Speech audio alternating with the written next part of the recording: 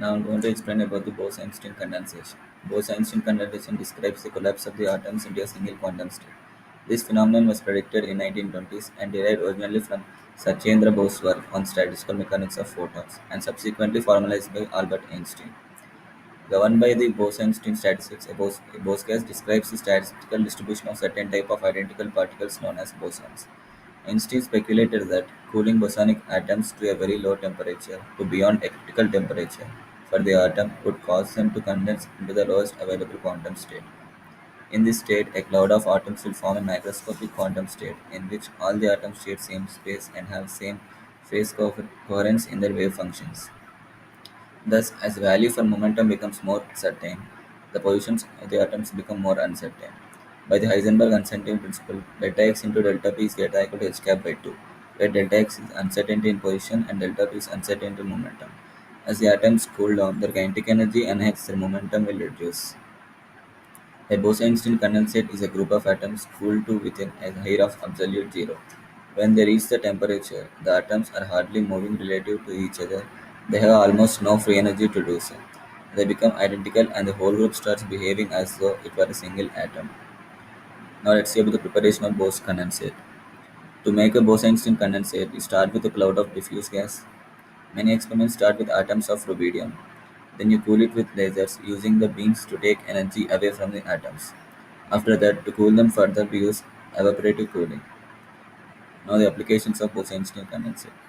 It is used in the quantum information processing, that is in the concept of quantum computer. Precision measurement by the development of most sensitive detectors using BEC. And the development of optical lattices which could be easily modifiable by varying the interplanar spacing, etc. It is useful as a quantum simulator for investigating particles that have been predicted to exist by theory but too difficult to create or observe. BC could be used to simulate a so far unobserved phenomenon known as quantum mass acquisition. This effect causes a normally massless elementary particle called a quasi-non-Goldstone boson to acquire mass as a result of minute quantum fluctuations. Thank you. Now let's discuss about the critical temperature. This transition to BEC occurs below a critical temperature, which for a uniform three-dimensional gas consisting of non-interacting particles with no apparent internal degrees of freedom is given by Tc is equal to n by eta of 3 by 2 whole power 2 by 3 into 2 pi h cap square by m pi by mkb, where Tc is the critical temperature, n is the particle density, m is the mass per boson, h cap is a reduced Planck's constant, kb is a Boltzmann constant, and eta is a Riemann zeta function. Now let's discuss some of the properties of BC.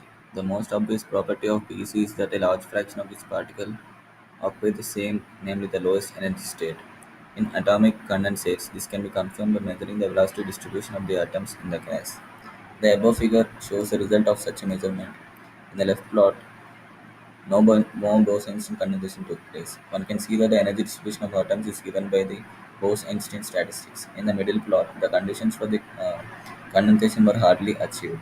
One can still clearly see the statistically distributed atoms, but on the top of this distribution, a overpopulation of the ground state can also be identified, expressed by the sharp blue peak. In the picture to the right, the conditions for the condensation were fulfilled very good. The temperatures were lower than required, so that hardly any statistically distributed atoms can be seen. Instead, one can observe a high concentration of atoms in the last diagram. Another important property of PEC is coherence. Because of this property, it is possible to treat the whole condensate as one big matter wave, in analogy to the light wave produced by a laser. With these matter waves, you can perform similar experiments as with light waves. For example, it is possible to let two condensates to interfere with each other. When we overlap two clouds of Bose condensed atoms, their densities do not simply sum up, but they interfere with each other, creating a spatial density profile with periodically arranged maxima and minima in analogy to two interfering light beams which produce a similar scheme on a screen.